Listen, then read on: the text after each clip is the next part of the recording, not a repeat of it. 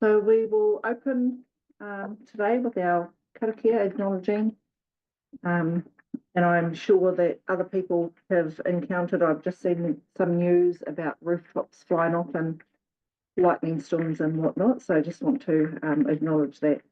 Whakataka te hau ki te uru, whakataka te hau ki te tonga, kia mā kina kina ki uta, kia mā taratara ki tai, kia hia ki ana te ātākura, he tio, he huka, he hauhu, ti hei mauri ora.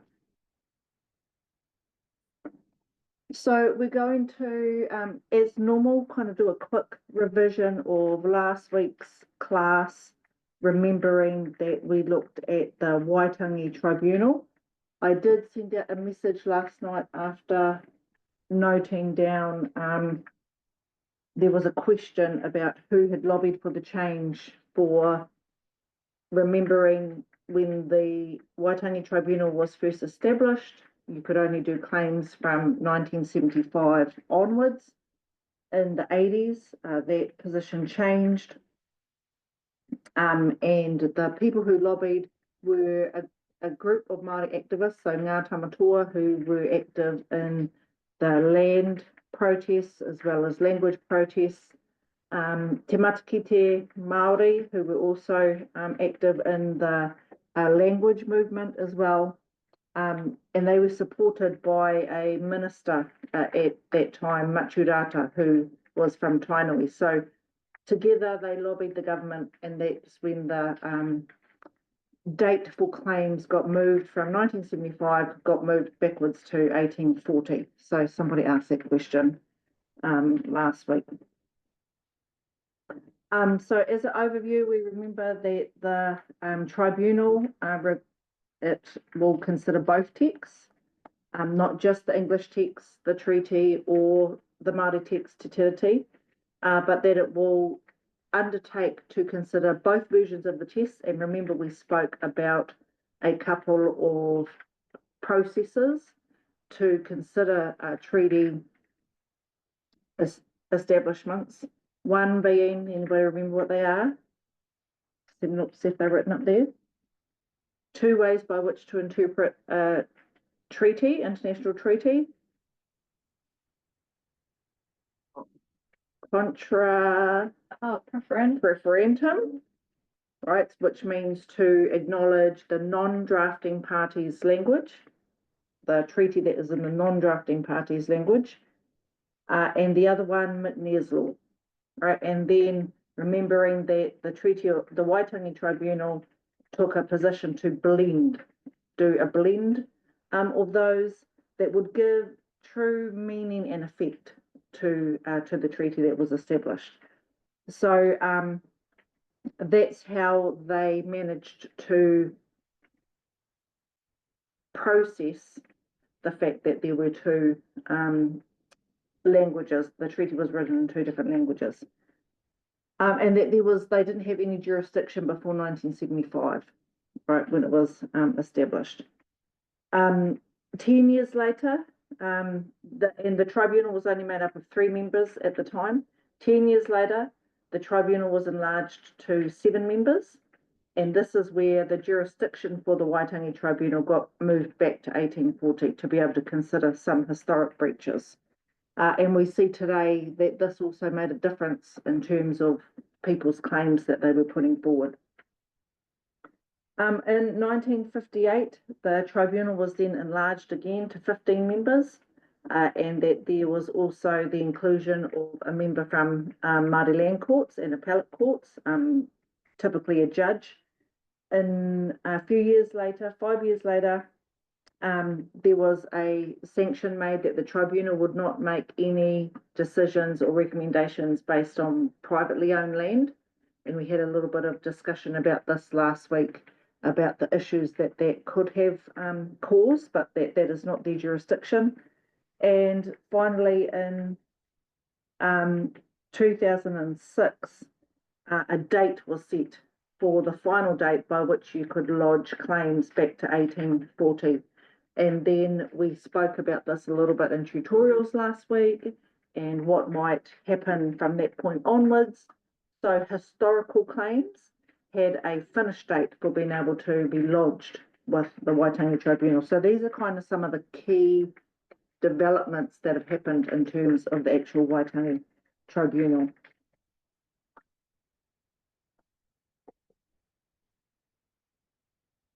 And so the key points here is that the Waitangi Tribunal claims are directly related to the Waitangi Tribunal settlement process, that the Crown and Māori focus are quite different. So the Crown focus is on compensation, this notion of full and final settlement. So once we're done, we're done. There's no backsies, whatever the kids say nowadays. And the notion that the nation needs to move on. From a Māori focus, it has been about the restoration, whether that is about restoration of land, restoration of language, restoration of spirit, and that there should be a restoration of both polity in terms of the embodiment or expression of tino rangatiratanga, and also there should be a restoration of the economic base. And so a couple of the examples that we look at today really reflect that notion. And we've spoken as well a little bit over the weeks about the development in terms of the Māori economy, right, and the contribution that the Māori economy makes to the country at the moment. And also, as opposed to a full and final settlement, that actually there should be a little bit of due diligence in terms of taking time to ensure that the settlement process is done correctly and that people get it right in terms of what they're seeking. And so you can also go back, and the link is on the stream site. You can go and read the reports that have come out of the Waitangi Tribunal from all of the cases that have been completed, or in some cases they have not finished the entire inquiry, but they have developed urgent reports on specific issues related to that region or to that iwi grouping, remembering that the Waitangi Tribunal would look at large natural groupings as opposed to kind of individual claims or even individual whānau and hapu claims, kind of this large natural grouping. So those reports are available on the Waitangi Tribunal site, and Ngāpuhi Speaks, the recommended text for this course, is also can be read alongside the Paparahi ki te Raki report, which is the Northland report on tribunal issues. So today we are going to lecture 7, flippity doodle. We've only got 5 weeks left after this one. So today we're looking at claims processes and settlements, and they've kind of been grouped to have some thematic running theme through them as we look to them. What we're going to focus on today is a series, 3 particular environmental claims as examples for the kind of the scope of what some of the Waitangi claims might involve and the core issues that they seek to have addressed in there. A couple of land claims examples, again, looking at land as being one of the core issues, and then some settlement examples in terms of what was the outcome from the process. So the environment, land, and the settlement process today. And we should be asking ourselves these kind of questions in terms of what is the commonality between some of these claims? What do historical land claims maybe have in common? And what are some of the challenges around the settlements? Remembering that each claim is not identical, and each settlement also is not identical. Any questions from the floor or from online?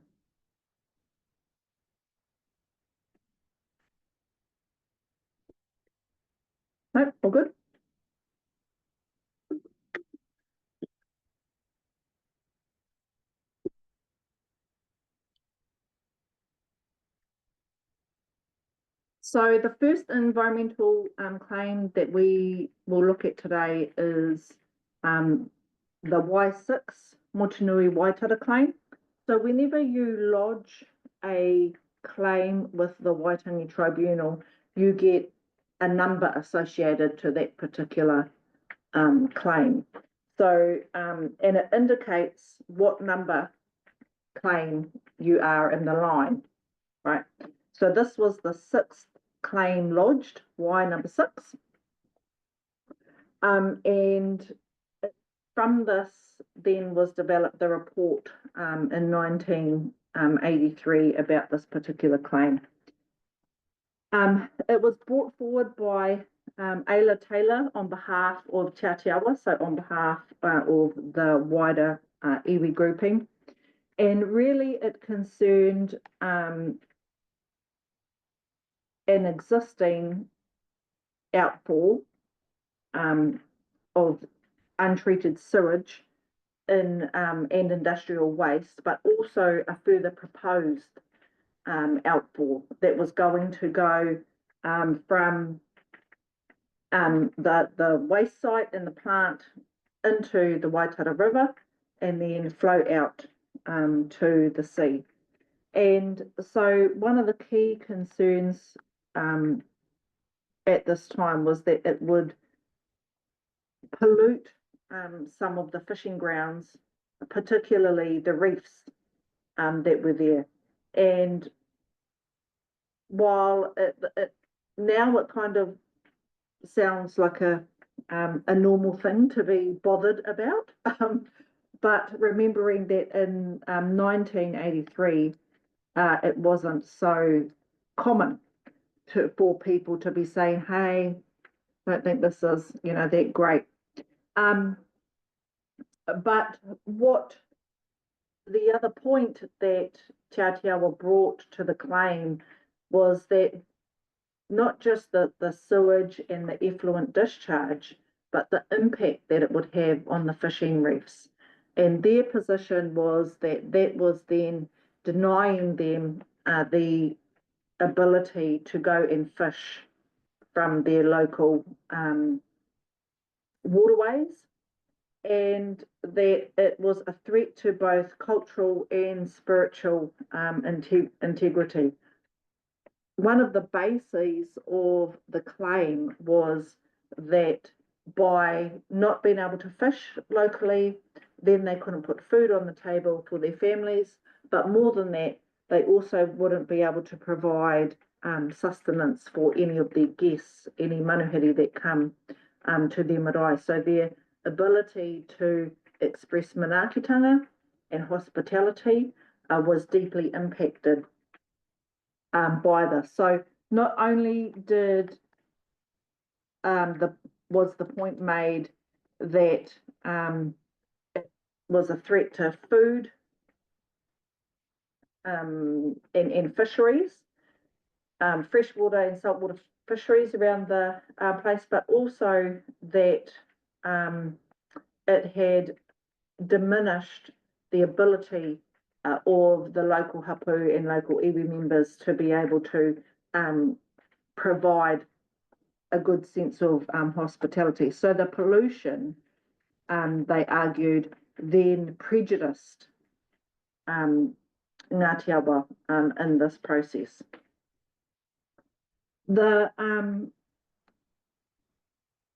And remembering that in that process as well, that this notion of mana and being able to uphold your key responsibilities as a host is directly also linked to the ability to give expression to manaakitanga.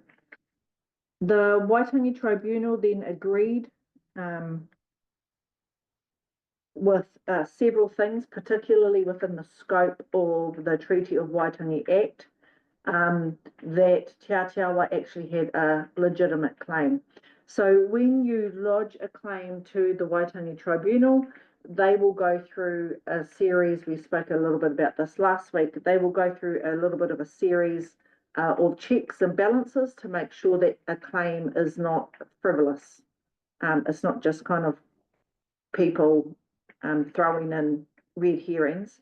And so Te Atiawa lodged this claim, and the Waitangi Tribunal found that actually they had a legitimate basis for the claim, and that the land-based disposal of sewage effluent was recommended as an alternative, and that they proposed that there be a coastal outfall for at Motunui for the proposed synthetic fuel plant. However, this was opposed, and the establishment of a new outfall into the harbour was opposed, and the Crown actually ended up agreeing that it should not go ahead. The notion of a land-based disposal that was recommended also come with the recommendation that it needed proper planning and proper coordination. And from this point, we see also a recommendation that there should be a law to protect Māori interests, particularly with things like fishing reserves, and that Hapu needed to have some sense of authority and control over these things. Any questions or comments?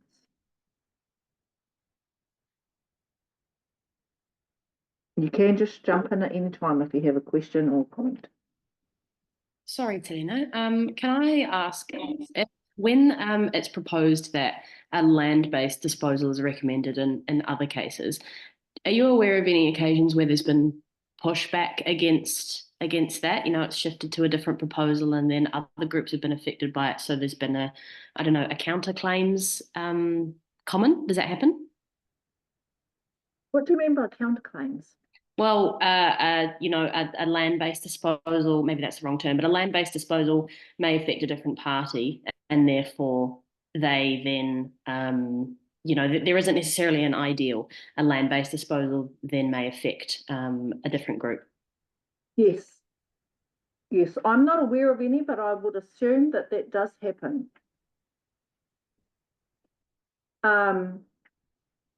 I think I would assume that particularly in the past, that happened quite often. In our current kind of semi-settled, I don't really know because not everybody is settled yet, right? We're still in a lot of iwi and natural groupings are still in pre-settlement, but a lot of work now has gone on to ensure that parties are talking to each other before claims happen or post-claims relationships are established. But I'm saying that I assume this because I know, for example, that a claim might be made, a Waitangi Tribunal claim might be settled over a particular area, and then a new group comes forward or an old group that might have been overlooked before that settlement comes forward to make an additional claim in the same area, and that the government has dealt with multiple claims. Taranaki, I think this has happened in Taranaki, that there is a large settlement and then different groups which have included the exact same geographical area have then established their own claims as well. So I'm basing my assumption on the fact that I know it happens in regards to land, I'm going to say land ownership, but iwi authority over a land base can be multiple. So I would think that this also happens there. Cool, thank you. That answered what I was trying to get across. Thank you.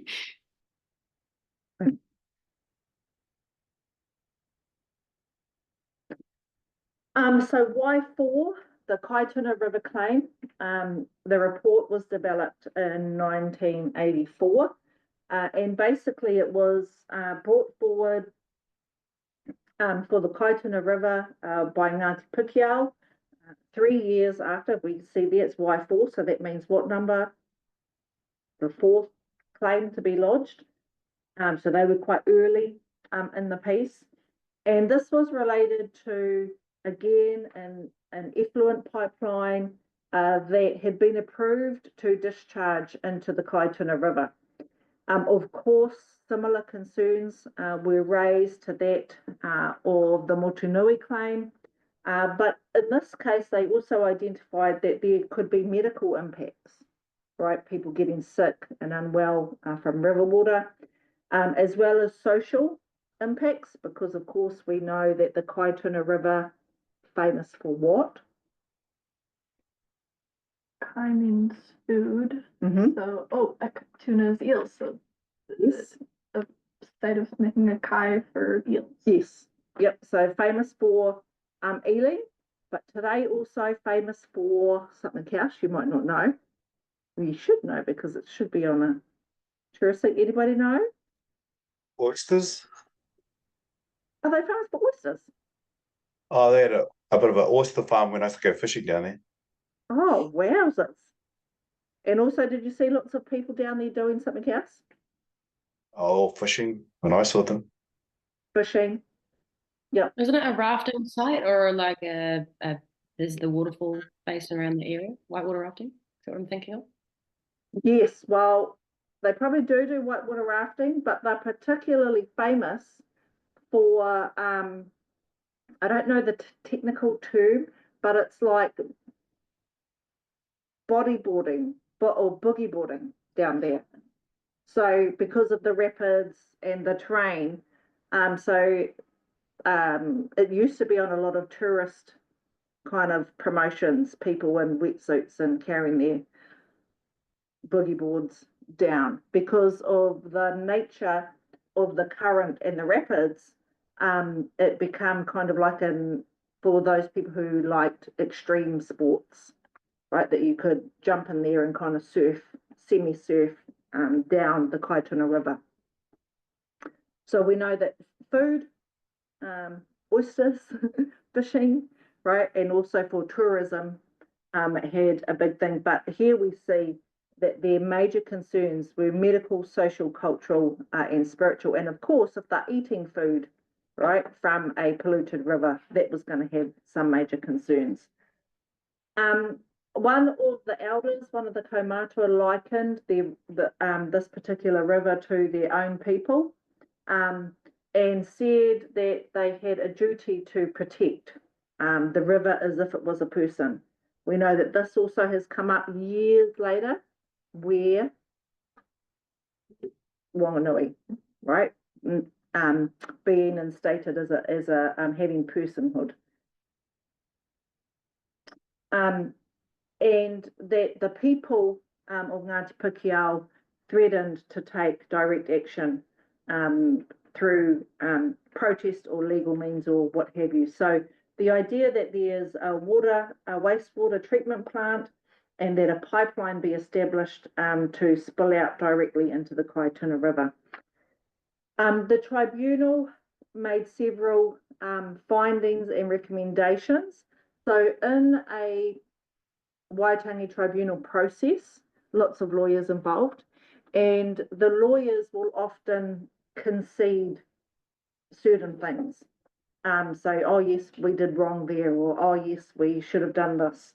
And so the tribunal findings were that yes, Ngāti Pukeao were prejudiced because of impacts on food, on their social, cultural, spiritual health.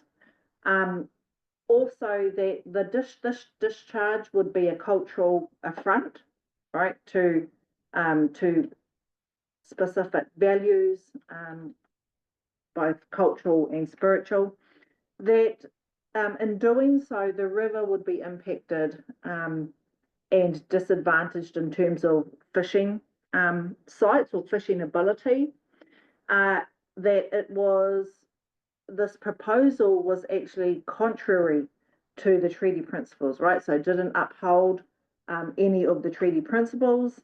They recommended that the pipeline not proceed. So remembering also that the Waitangi Tribunal can't make any legal decisions. It can only make recommendations to the government. Then it's up to the government as to whether or not they take those on board. So they recommended that the pipeline not go ahead. Again, they recommended that there be a land-based effluent disposal site, and they recommended that legislation again be amended so that it is consistent with the treaty, right? So a couple of claims now coming through regarding environmental impacts. Y8, the Manukau Harbour claim. The report was filed in 1985, and this claim was brought by Naniko Minhinnick. It's quite well known across a number of areas, and she brought it on behalf of Waikato Tainui. That's supposed to be Hapu. I spell checked again last night. I always miss these. And it was related again to to pollution and the impact that this would have in terms of the quality and the quantity of kaimoana or seafood that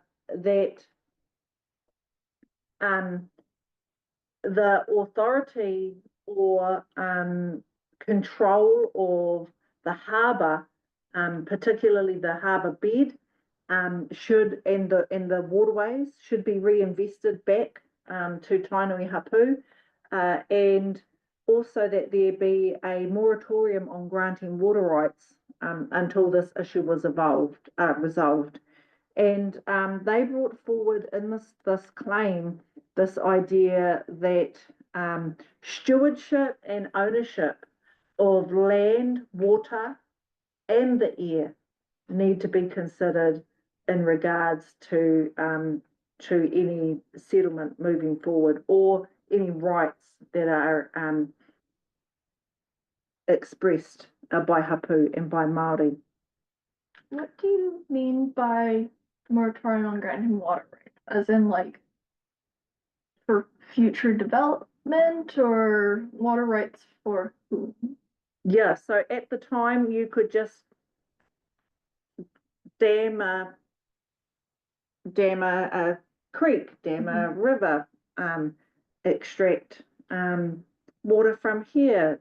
So there was no kind of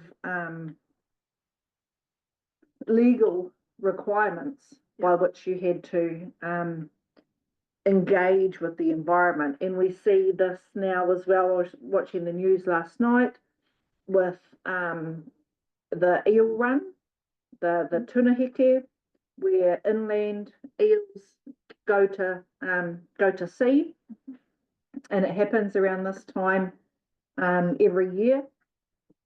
And unfortunately, what happened down south is, anybody from down south who knows about this, or anybody particularly interested in Tunaheke who knows about this? They didn't open the river mouth in time, so the eels all got trapped and they passed away, and that was a lot of them. Yes. Yep. So about 1 ton of eels didn't make it to the sea because there's a little bit of a blame game happening. It was the regional council, it was whatever. So their natural course from the river to the sea had been blocked off. Mike Joy, who is a water scientist, used to work here at Massey. He identified that actually the waterways that they then have to migrate through are highly polluted, some of the worst water systems in the country. So their odds of making it all the way through that polluted water system was pretty poor anyway. They'd closed off the river mouth. And so I don't know if anybody's seen a eel, but you can chuck them out on the grass and they will find their way to water. They're quite resilient. I'm quite amazed by it. So even though it was cut off, apparently there was about 20 tonne of eels that were running to the sea, and about a tonne didn't make it, and so they were stranded on the beach. And so these kind of, when you're talking about moratoriums, there was a time where you kind of didn't really have to ask anybody or do anything legal by what to set up these systems. This is one of the debates that is happening right now with the tuna run and the eel run down south, because kind of some long-standing situations that have never had to necessarily adhere to current legislation. That's one of the debates that Mike Moore was talking about last night, that for years and years people have tried to work with local farmers and the local council, but they've not necessarily been able to do what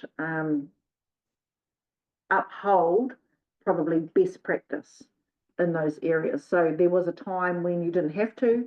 So this claim put forward this idea that, hey, let's just stop allowing people to do whatever they want to do, until at least this issue is dealt with. So yes, once upon a time, a little bit like the Wild Wild West, you can do whatever you want.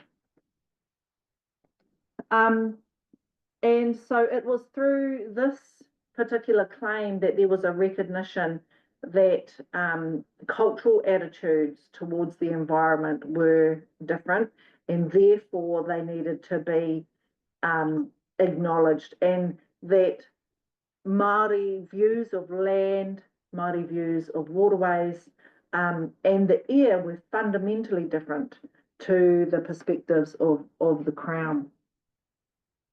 So one of the key themes that you'll find across these claims at the moment is the impact of the pollution, right, that is happening on iwi and hapu. So these were some of the forerunners in the space with regards to environmental claims.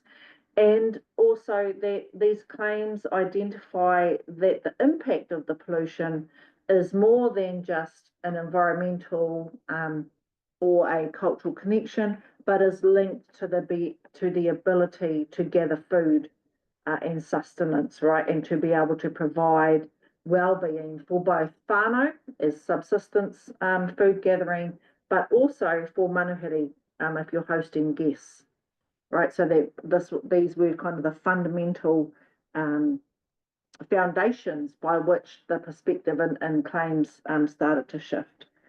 We know that in this claim, for example, the pollution was coming from a couple of places: a growing urban population, local airport, NZ Steel, and the tribunal findings and recommendations were that yes, hapu were prejudiced in this process, particularly around compulsory acquisition of lands. And do we remember what? There was a particular, somebody said it, I think last week, there was a particular act that takes land for developments. Public Works Act. So the tribunal found that hapu were being prejudiced by those types of compulsory land acquisition, but also they were being prejudiced by industrial developments and waste discharges. Of course, that there was a loss of fishing opportunity. Again, they advocated that there be better policies and legislation put in place. And they recommended in this one that there be a kaitiaki, some type of guardian, to be appointed to monitor the space.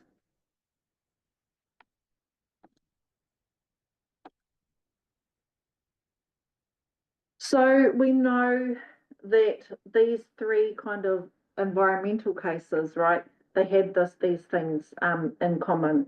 The recognition of a spiritual association between local Māori and the particular environmental space, that there was a link between the mana of the tribe, a mana of the iwi, whānau hapu, that was linked to the environment and also to the ability to host, to provide manaakitanga.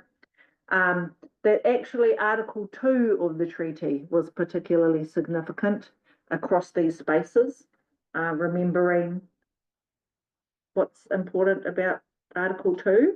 It's the right to maintain practices and governance, not practices necessarily, but governance and customs and sovereignty over resources. Yep. So full and undisclosed possession of estates, forests, fisheries, land, right? This is actually in the English text. So they identified that there is a major significance to Article 2 with regard to the environment, and that these were in regard to a number of water bodies of water that each were unique in their own way, had their own mauri, life essence, and had their own wairua, kind of spiritual resonance, and that these things needed to be taken into consideration as well. A little bit later, Y167, the Whanganui River claim, and the report came out in 1999. This is kind of a pre-runner to the association of the Whanganui River as gaining personhood.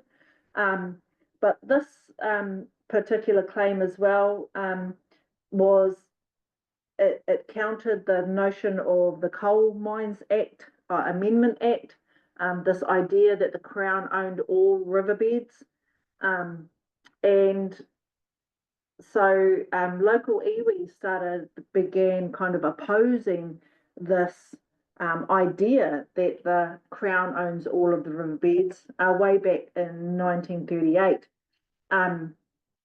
No compensation at all was sought through this claim, but what the claim sought was a recognition of iwi ownership, right, or to the river and the riverbeds. In this particular case, the tribunal findings was that the river was central to the lives and identity of the people. Anybody from Wanganui know the saying of the Wanganui people with regard to the river? Anybody online?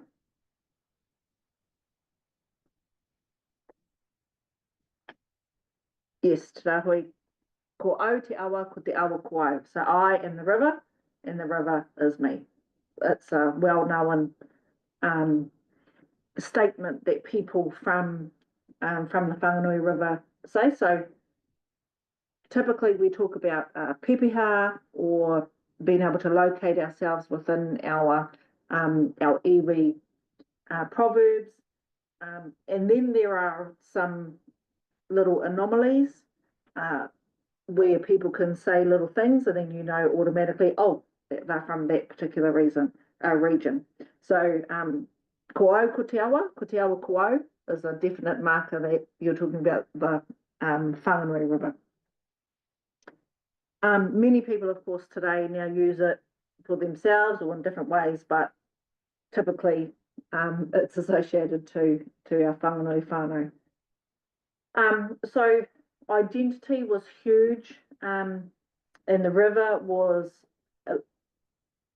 linked very strongly to the identity of the Whanganui people, that the iwi are effectively the owners of the river, and that there had been no proof at any time that the iwi had intended to alienate any of their interests in the river, and again that it was particularly linked to Article 2, right, and property rights and taonga.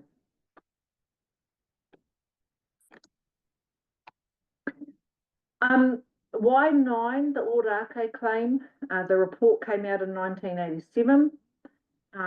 Joe Hawke and 12 others brought this claim about the Ōrākei block, vesting in use of it, in which they argued it was counter, right, to the Treaty of Waitangi. The first hearing for this claim was held in 1985, and at that time another grievance had emerged, which was the control of the Ōrākei marae, which had been vested in some trustees, and the trustees were made up of people who, in the majority, were not from Ngāti Whātua, so weren't the local people. The second hearing was held in July of 1985, and a bill was put before Parliament during the time at which the bill was put before Parliament to extend the jurisdiction of the tribunal. And this case was then adjourned pending a full investigation back, right? So this is the one where it's in the process of being heard. A Waitangi claim is in the process of being heard, but you can't identify any issues from before 1975.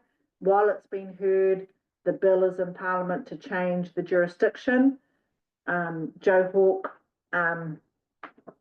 adjourns the case, and he reviews it to go back to 1840, and a new claim is then submitted. The first part of the claim identifies like a chain of events, right? A number of historical events which led to Ngāti Whātua being deprived of 700 acres in the Ōrākei block. So when we've highlighted there in red the roundabout for the Ōrākei claim, and the claimants didn't, at the time, they didn't seek a return of the land, but they did ask that they be acknowledged as customary and traditional owners of the land. So they asked for a declaration or an entitlement to that fact, and that they claimed also that the 1978 settlement that had happened prior to them wasn't enough, and that the Crown land that wasn't being used by the Crown should be reinvested back to Ngāti Whātua. The second part of the claim sought the pardoning of past convictions, remissions and fines and compensations in relationship to protesters who were convicted. At what point? Why were they convicted? Protesters. We're talking about Ōrākei claim. The end point. Anybody know? Pardon? Was that past the end point? Yes. Land occupancy, the longest land occupancy in New Zealand. Yes. Yep. Right. So people who had been either fined or jailed during the longest land occupancy in the country, at Bastion Point, they used the tribunal claim to quash and give pardons to all those people who gained a conviction during that time, or a criminal record during that time. Sorry, what was that? The land occupancy? Bastion Point. Okay, not heard of that. Yep. So I sent it a link to a video on it via stream last night, and also I added it to the course resource Awesome. section. And if we remember, it might have been week 4 that we spoke about this idea that of the Queen's visit, and mentioned Joe Hawke, and Joe Hawke talking about his memory of watching the houses burn as they were clearing the parade way that the Queen would take upon her visit in the 50s. I think it was 1956. And Joe Hawke talks about being a child and seeing the smoke rising, running down to his grandmother's house and watching her pull her possessions from a house that had been set on fire by the council. And so that was in the 50s, and then come the 70s, and Bastion Point is going to be handed over to land developers, and Joe Hawke remembers this, what had happened when he was a child, and he proceeds to occupy Bastion Point, and others join him in 1977. So the Ōrākei claim not only was about land, not so much land ownership, but about recognition that the land had customarily belonged to them. It was also about giving pardons to people who had protested their claims to those lands in the past. So the tribunal findings were again that the Crown had failed to protect property and the rights of Hapu, that the Orake block should actually have been reserved back into iwi ownership, and that the Ōkahu Park and the headlands of Bastion, that's supposed to be Bastion Point, be returned to Ngāti Whātua, right, to be used as public parks, and that the Orake marae and the local church in Urupā also be returned to Ngāti Whātua. In the Orake Act of 1991, it identified that lands be reinvested as an inalienable reservation, right? So that it couldn't be resold on like it had done in the past, and that there be a joint administration to look after those lands. What I will say as well about Ngāti Whātua, we mentioned this at one part, some of the lease of Auckland CBD had come back up. Ngāti Whātua owners, they then kind of put it back up to the market price, much to people's dissatisfaction. But they've also done a lot of amazing developments in terms of home, identifying the housing issue and creating a number of apartments in the CBD with associated nurses and counsellors and medical care for people in the CBD in Auckland, and also reclaiming their space back at Bastion Point. I think that one of the things that they've been able to establish through their claims has been that if any house is sold on Bastion Point, that you have first right of refusal to purchase that home. So kind of like a reinstitution of the Papakoinga, the customary village, but in a kind of very large scale urban Auckland way to do it.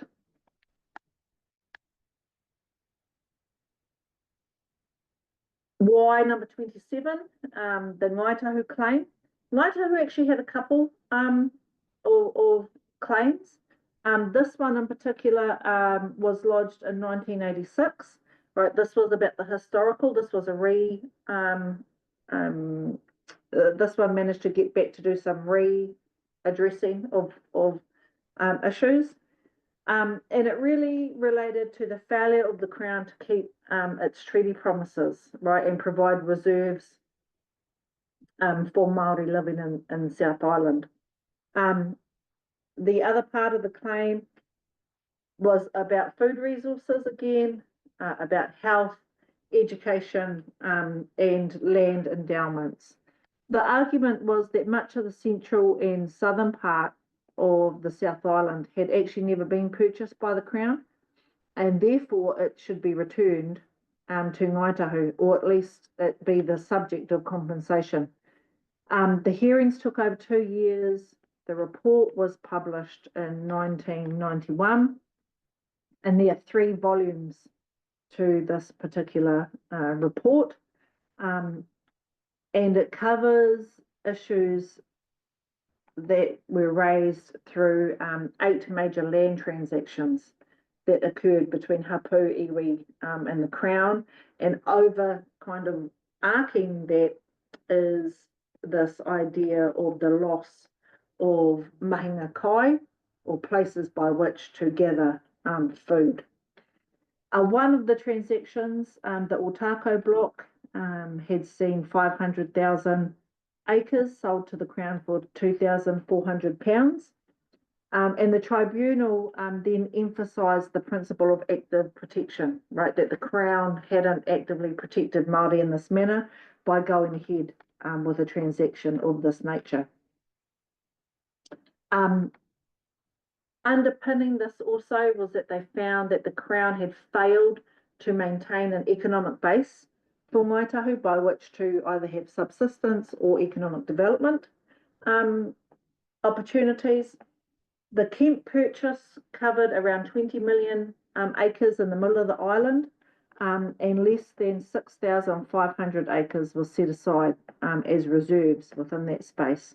So again, the tribunal identified that the Crown's actions had not been in good faith and had ignored the notion of rangatiratanga of Ngāi Tahu during this time.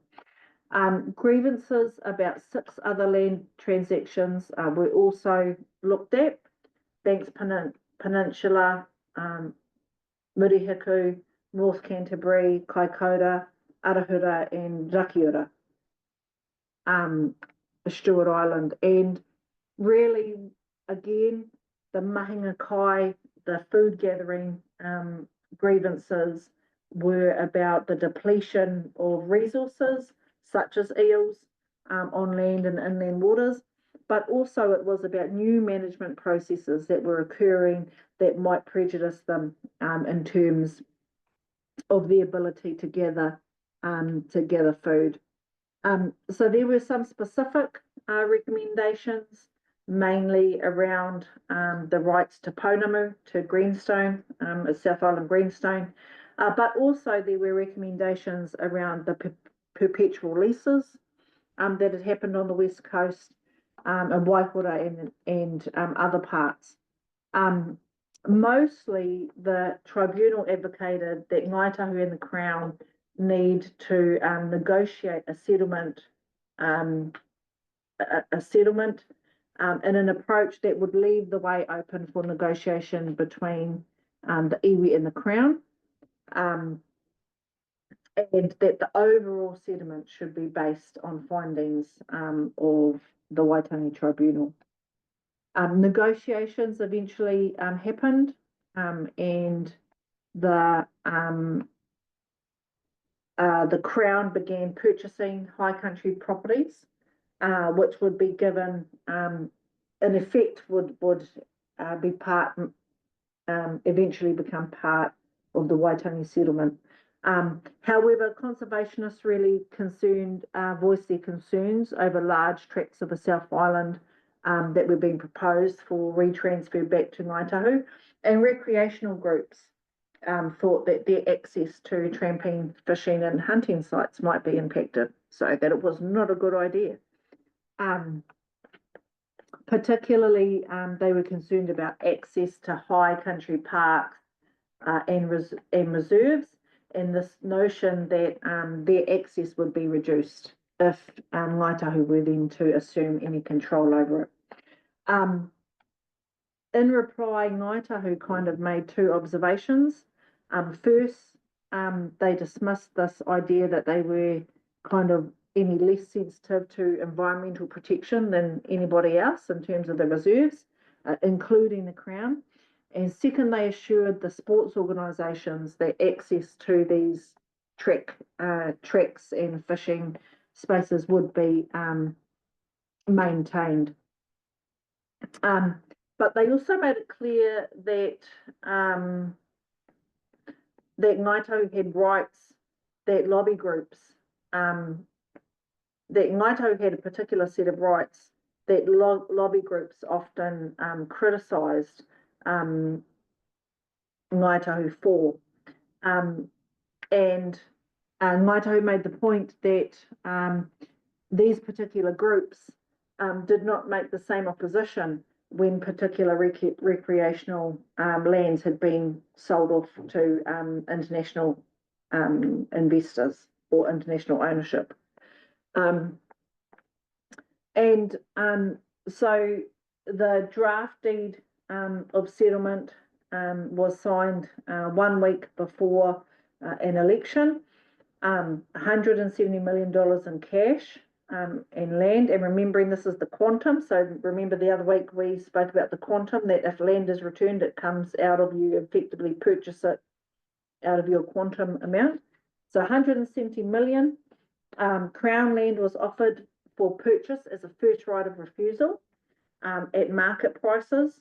that Muddenbird Island or Te Tii and Rarotuka be vested back in Ngaitahu so that they could maintain their customary Muddenbird harvesting processes. Mahinga kai, so food gathering places, were actually recognised within this claim, and that management of some of the reefs and customary fishing was acknowledged within this claim, and that there be the restoration of 78 Māori place names made during their settlement process, and that Ngaitahu should gain some representation, some standing representation on conservation boards.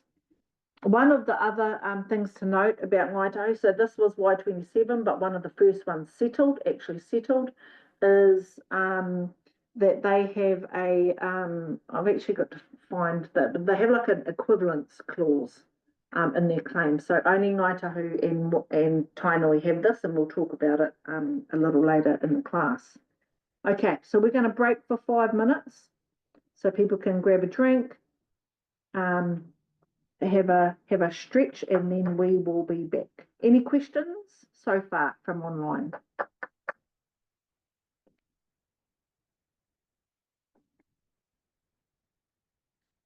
Okay, we're good. 5 minutes.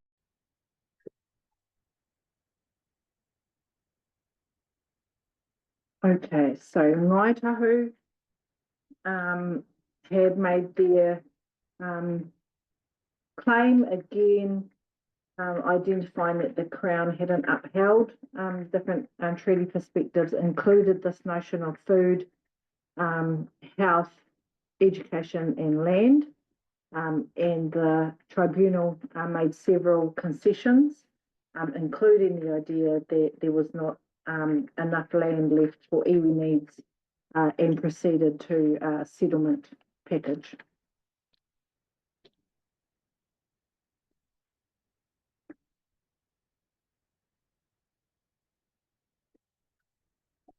The Taranaki claim, and the report was released in 1996, and it was considered the most severe loss of land in the country.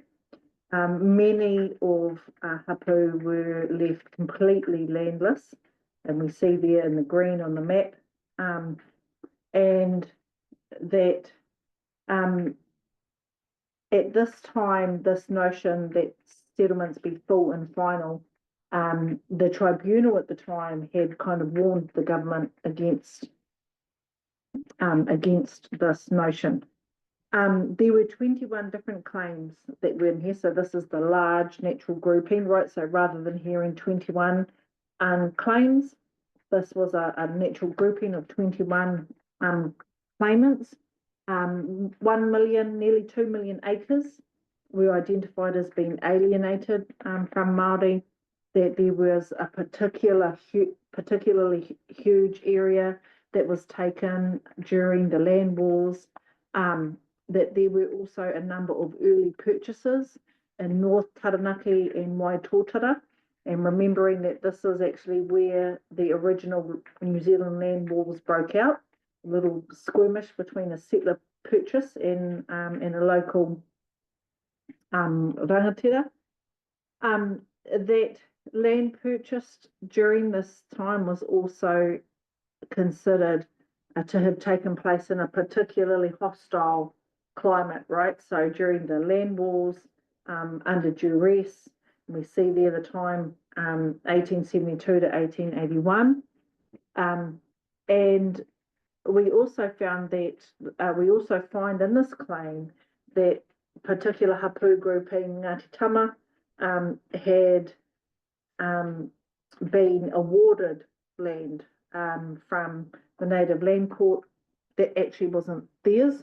So this was being readdressed during this claim, and that there had been land expropriated through court awards, so that there had been money, right, made off these particular transactions. a number of groupings, Ngāti Tama, Ngāti Maru, Ngāti Mutunga, Te Atiawa, Taranaki, Ngā Ruahine, Ngāti Ruanui, a number of different hapu and iwi groupings were maintained through this particular Waitangi Tribunal process. Although this report was described as an interim report because the Crown hadn't heard all kind of matters, but a report was needed, so it was drafted.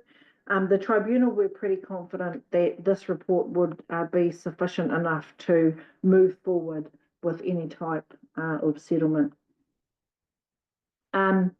For the Taranaki claim, the heart of the matter really was around land confiscation following the 1960s wars, and in particular military action that was imposed by the government that didn't end until 1881 and the invasion of Parihaka.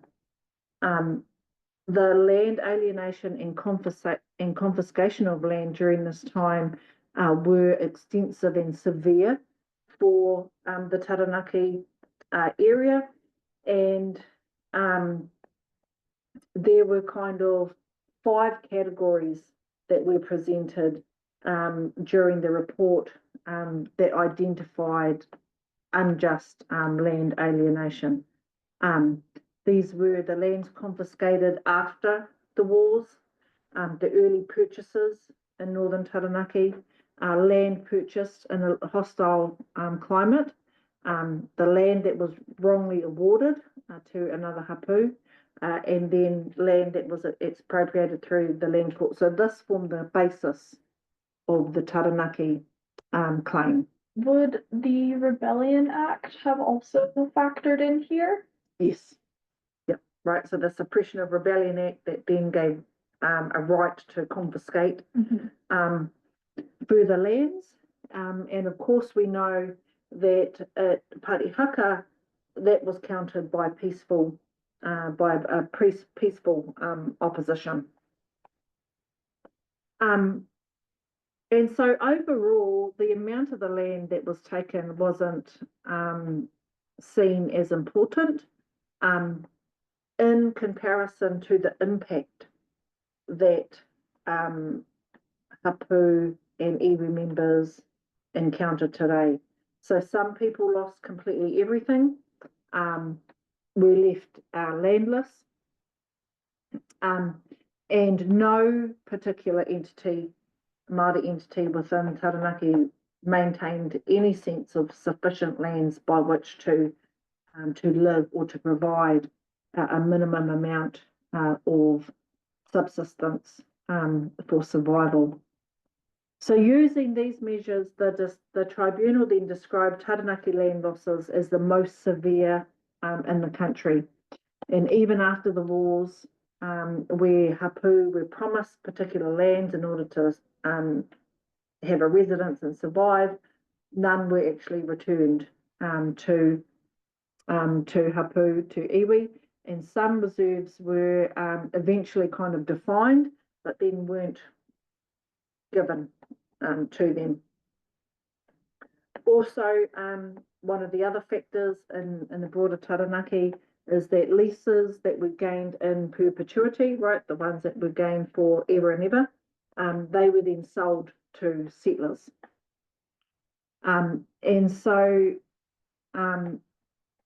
the termination of such leases would not occur for a number of years. Oh, in this case, actually, the perpetual agreement was 180 years. And so the Taranaki situation is unique because of these things. Large, 21 different claims, the large area, but also the fact that some people were left with no land to live on. The Taranaki report was released before the final conclusions were made, and there were no other recommendations made at this time other than the any kind of recommendations should be made by the claimants, was one of the other turning points, and the Crown, right? In conjunction, that the Crown and the claimants should come up with some type of recommendations. But a warning had come from the tribunal that the current political frameworks for the treaty settlements, as full and final, did nothing to address the harm that had been caused or the injustice and suffering that had been endured by Taranaki during this time. And the tribunal also cautioned that there is this need on the government's behalf to quickly expedite settlements. And so the tribunal then was kind of warning, make sure that you are in a place to do this, because they say it's full and final.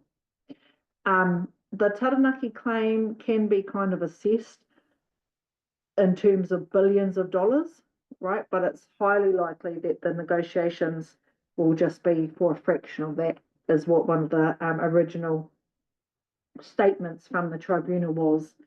And they urged the Crown to make a generous reparation in order to provide a solution and restore future generations to help mitigate the impact that they had endured. One of the statements was, if a full payoff for the past on legal lines is impractical and a massive sum would be needed in this instance, it is more honest to say so and to reconsider the jurisprudence basis for historical claims settlements. This was what the tribunal had noted to the Crown. And so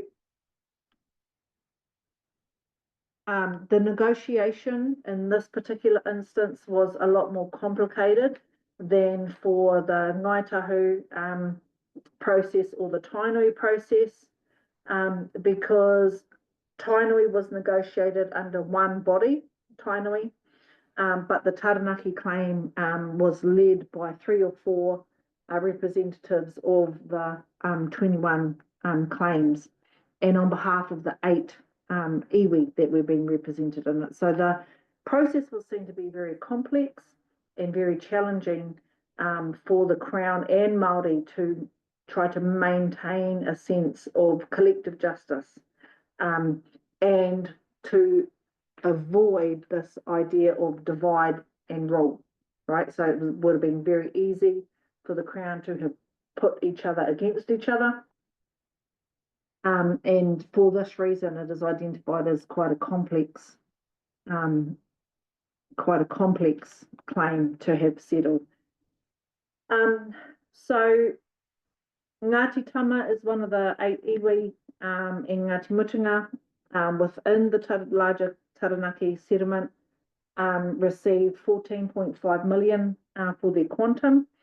The Crown was to return land or to fund land purchases to the value of the settlement, that they be allowed to appoint advisors to the Ministry of Conservation. Again, this idea of mahinga kai, customary fishing rights, be safeguarded, and that there be particular rights given to them in order to purchase surplus land in the future, and a restoration of original Māori names to some of the sites. So this is kind of one of the unique aspects of the Taranaki claim. Overall, what we know is that settlements for iwi and for hapu, so there can't be any kind of whānau claims settled. They must be part of the larger natural grouping. Settlements, some settlements kind of are for everybody, so they're not an iwi-based or hapu-based settlement. We see this in the Te Reo case, in the Sea Lords Agreement for fishing, the Māori electoral option, radio frequencies. We also see this now with the claim for survivors of state abuse. We see this in the claim for Māori education, mana wahine. So, right, there can be claims specific to regions in iwi and hapu. There are also a number of settlements that have been made through the claims on behalf of a wider catchment or everybody, for all Māori. There are a number of settlements that are linked to protective schemes, so ensuring that something is protected. So the State Enterprises Act, the Crown Forest Rental Trust, where those particular assets cannot be on-sold like they had in the past. They must be available for settlement purposes, or they must be protected for a future time in which we might be able to purchase those back.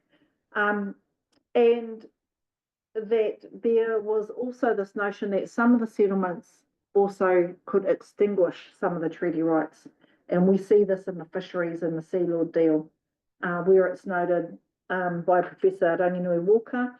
In exchange for the Sealord deal, the Māori negotiators made a concession in the deed of settlement to repeal Section 88, Part 2 of the Fisheries Act, thereby eliminating the right to fisheries guaranteed in Article 2. Thereafter, the right to take kaimwana for domestic whānau and iwi consumption would be subject to regulation by the government. Right, so there was a concession made to forego a right under a provision of Article 2 of the treaty in order to do the Sea Lords settlement. We see there also that direct negotiations through the settlement process takes place between the office of the treaty settlements as a Crown rep and iwi, if it's iwi tribally based, regionally based claim, for example, Ngāi Tahu of Tainui, or between the Crown and Māori, so with an organisation who represents all Māori. In this case, for example, National Māori Council or Māori representatives. So these are kind of some of the different, some of the different kind of settlement outcomes. These are some of the settlements that really kind of set the scene for everybody else. In particular, Tainui and Ngāi Tahu were forerunners. As I stated before, they are the only ones who have I think it's called a relevance clause. It might be an equivalence clause. The idea is that they were the first two groups to make a settlement through the Waitangi tribunal process. And so they said, well, we don't know what we're getting in relation to everybody else because we're the first people to do it. So their relevance clause identifies that should anybody breach the 1% or 2% return on quantum, that their original amount also be adjusted to reflect that shift. They're the only two that have it. They then removed it from every claim that was settled thereafter. The deeds were signed in the 90s, and we can see there the estimated population for the three groupings. Whakatohia's in Ōpōtiki on the top weird part of the 3/4 down on the east coast, around the Ōpōtiki place settlement. So we see there a population base. We see there the land, disputed land numbers for comparison when we look at the things. We see there how much land was available to that grouping at the time of the settlement.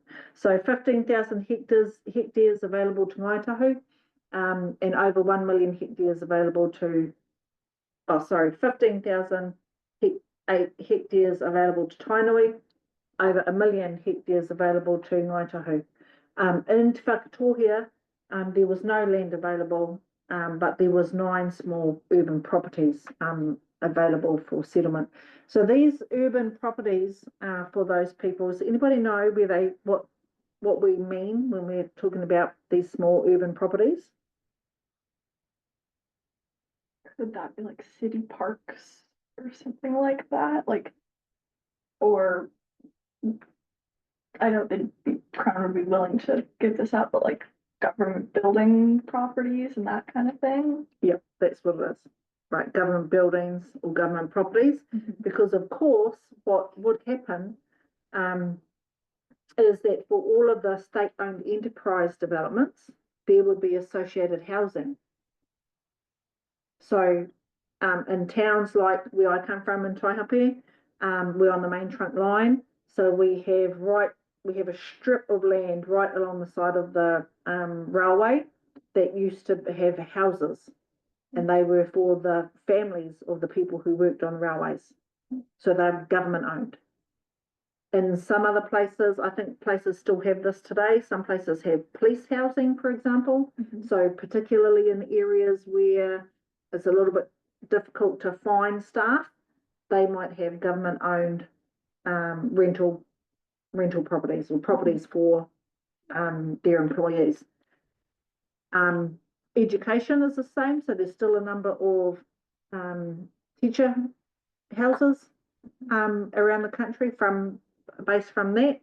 And I think now there are still, so I remember, and some old obscure postmaster dwellings, right, for the old postmasters. But yes, some of the buildings like old post offices, old police stations, they might also be considered a small urban property. We see there that in terms of natural resources, Tainui would have no claim on coal because remember at Huntly there's a huge coal mine there, but Ngāi Tahu gained a right to Pounamu to be custodians of Pounamu. In Whakatohea and Opotiki, they gained the right to have limited access to native plants, native flora, and also to whalebone. So anything that might wash up on the shores. In terms of conservation, Tainui gained a seat on the board for conservation. Ngāi Tahu gained authority for the Mud and Bird Islands, the Titi Islands, and in Opotiki they managed to gain co-management of the conservation estates. And then we see there the total values of the quantum packages, so 170 million and then 40 million. And I think we spoke at one part about what the government formula is. They're not forthcoming that they have a formula, but when you line up all of the settlements like this, you can see that actually it works out to about 1 to 2% maximum of the complete loss. Ngāi Tahu, I did mention beforehand, but Ngāi Tahu were also one of the leaders in terms of a unique part of their claim was that they had employed an economist in order to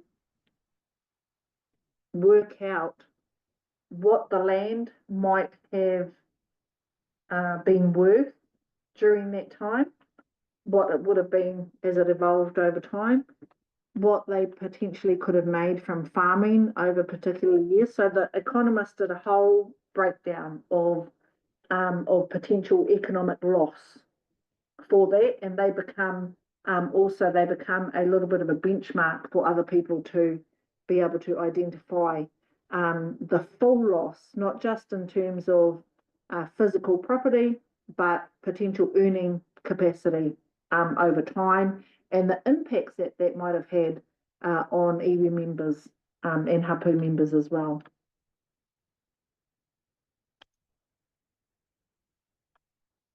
So the Tainui settlement can be tracked back right to the establishment of the kingitanga, this idea that they are established as a counter to the Queen. of the time. There was a statement from Governor Brown that he was determined to get the rest of the Māori land by correct means if possible, but if not, then by any other method. They had kind of stated this. Then the Kingitanga had been, when we look back at the history, they were accused of planning slaughter. The Suppression of Rebellion Act come into play here. Warfare was engaged with death, imprisonment, trial, and that mass confiscation of land over 1 million acres of Tainui land was taken during this time. In 1927, 55,000 acres were returned by the Sims Commission of the time.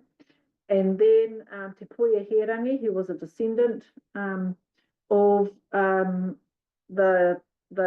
Kingitanga line, she then negotiated the return of some further land with Prime Minister of the time. So this is Ngāra Wahia, where we see a lot of action and gatherings happen for particularly celebrating the coronation and the establishment of the Kingitanga, but also different events that happen over time will be held in Ngāra Wahia, just out of Hamilton.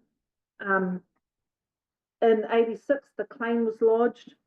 Then there was a court of appeal with regard to coal mining. And then in 89, Tainui and the Crown engaged in direct negotiation. Right? So instead of going through a hearings process, they just went straight to the end point. Full and final settlement was then signed nearly 10 years later at Ngāra Wahia. So that's kind of, we look back at the kind of the history of what has happened, and then the outcome was a fairly quick, and they'd made some gains over time. That number in terms of Waikato confiscation, when I met with one of the, she was very young at the time, she was supporting the negotiators of this claim. And I said to her, but surely there was Tainui land left over, like how'd you get your marae? How'd you get, what happened? Surely there was some land. How much land was taken? And she said all of it. So in my mind, because I've only ever grown up going to marae and things like that, I think in my mind I thought they were always there.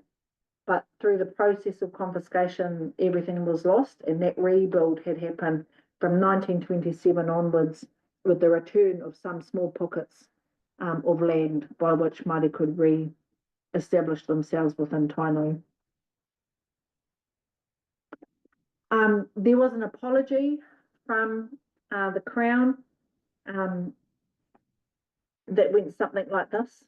The Crown acknowledges that its representatives and advisors acted unjustly and in breach of the Treaty of Waitangi and its dealings with the Kingitanga and with Waikato. The Crown expresses its profound regret and apologises unreservedly for the loss of lives because of hostilities arising from its invasion. The Crown acknowledges that subsequent confiscations of land and resources have caused Waikato to the present time to suffer feelings in relation to their lost land akin to those of orphans, and have had crippling impact on the welfare, economy and development of Waikato. The Crown appreciated that there was a sense of grievance, and in order to redress, returned as much land as possible. The Crown recognised that lands confiscated have made a significant contribution to the wealth and development of New Zealand, while the Waikato tribe has been alienated from its lands and deprived of the benefits of its land. Accordingly, the Crown seeks on behalf of New Zealanders to atone for the acknowledged injustices, insofar as that is now possible, with the grievance of Raupatu confiscation finally settled, and begin a process of healing to enter a new age of cooperation with the Kingitanga and Waikato.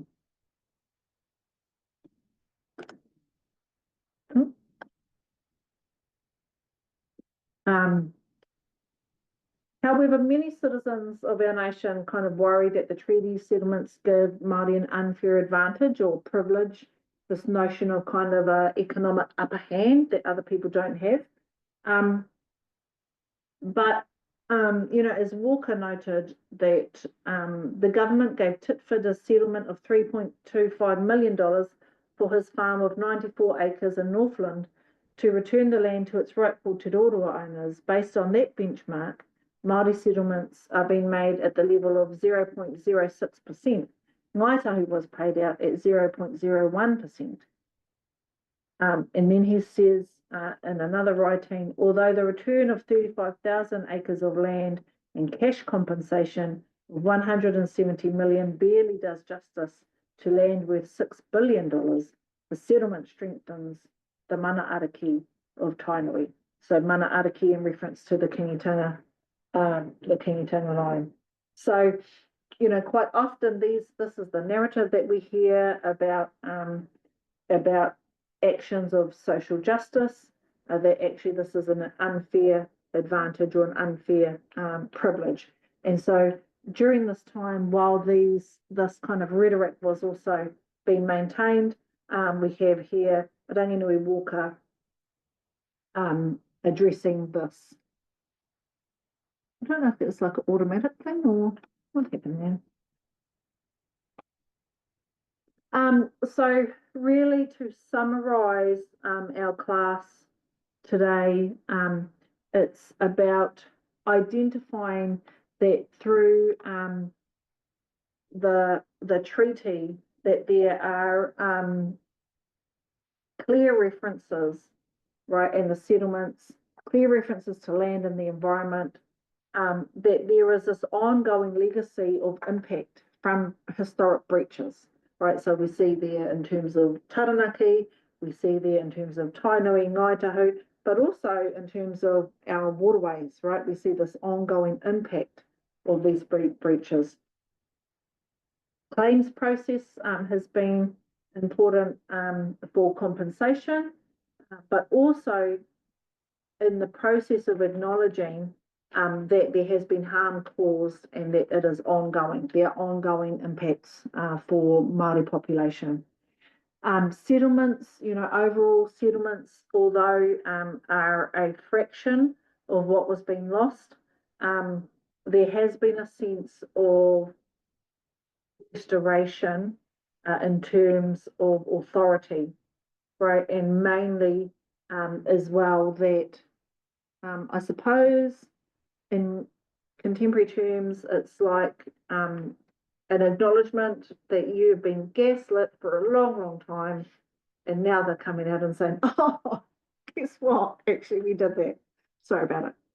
Right, so this kind of notion of restoration, not just of the authority, but also in terms of spirit, and that it becomes a means by which to create a social and economic platform in order to build into the future. And so we see this, we've seen this recently with the international investors coming, where large iwi groupings have turned up to the meeting and said, hey, you should be investing with us, we're not going anywhere. Also in terms of other little bits of economic development that happen, whether that's about Ngāti Whātua in the CBD of Auckland, or whether it's about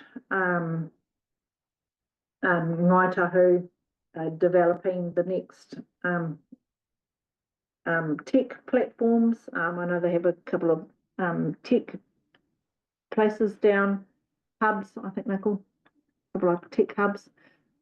This is about how can we use the 2% by which to build something greater into the future. So just finally, as we end the class today, identifying that there are a couple of key focus areas in online in the upcoming next third test. What were particular claims about? What did they highlight, and what were some of the key findings? Oh no, I will have.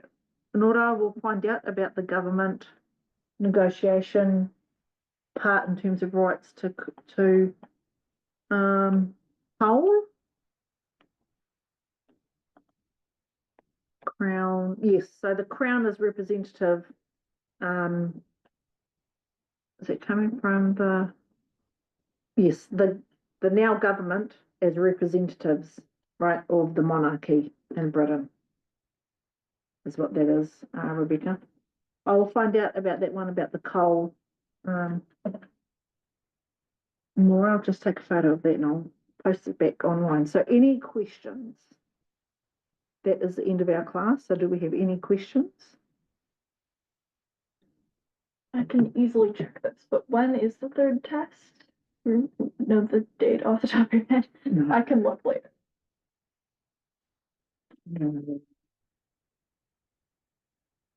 I can double check when we finish here. So I should actually put it in there in the slide, shouldn't I?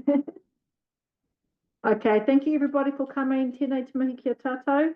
Kia koutou katoa. Tēnei te mihi kia rangi nui e tūho nei kia papatū nuku e taku te wākinei.